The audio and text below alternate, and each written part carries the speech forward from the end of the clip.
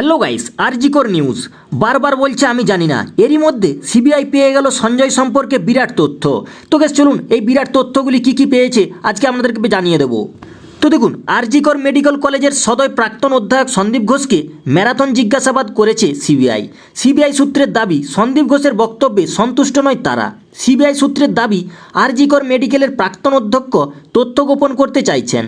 তার বয়ানের সঙ্গে সাক্ষীদের বয়ানে বিস্তর অমিল রয়েছে। এরই মধ্যে উঠে এলো সঞ্জয় রায় সম্পর্কে বিরাট তথ্য। সঞ্জয় রায় এখনও পর্যন্ত একমাত্র ধৃত এই ঘৃণ্য অপরাধে সেই সঞ্জয় রায়ের গতিবিধি খুঁটিয়ে দেখছে সিবিআই। সঞ্জয়ের থেকে কিভাবে তথ্য বের করে নেওয়া হচ্ছে জানা যাচ্ছে। সঞ্জয়কে জেরার সময় তার সাইকো অ্যানালাইসিস টেস্ট করা হচ্ছে।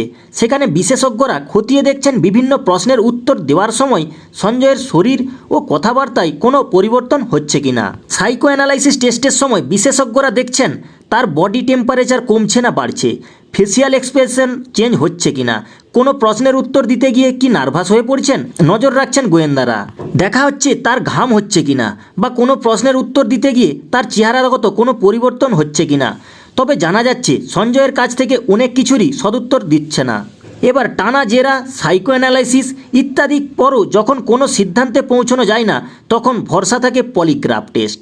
কিন্তু যে কারোর পলিগ্রাফ টেস্ট চাইলেই তো করা যায় না, আদালতের অনুমতি লাগে। যার পলিগ্রাফ টেস্ট করা হবে তার অনুমতিও।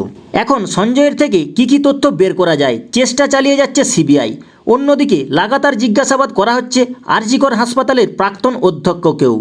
এছাড়াও জানা যাচ্ছে ঘটনার দিন হাসপাতালে 3 বার এসেছিল সঞ্জয়। তবে কি তার আগেও বারবার সঞ্জয় এইভাবেই হাসপাতালে অবাধ্য বিচরণ করত? তাহলে কি আগে থেকেই সঞ্জয়কে করে রেখেছিল এই অপরাধ ঘটাবে বলে? উঠে আসছে একাধিক সম্ভাবনা। ঘটনার দিন কেন বারবার হাসপাতালে এসেছিল সঞ্জয় জানতে আরজিকর মেডিকেলে একাধিক ব্যক্তিকে জিজ্ঞাসাবাদ করছে সিবিআই।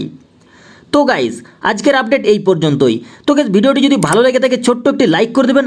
আর গাইস, এইরকমই নিত্য নতুন ভিডিও নোটিফিকেশন সবার আগে পাওয়ার জন্য চ্যানেলটি সাবস্ক্রাইব করে পাশে থাকা বেল আইকনটি বাজিয়ে রাখবেন।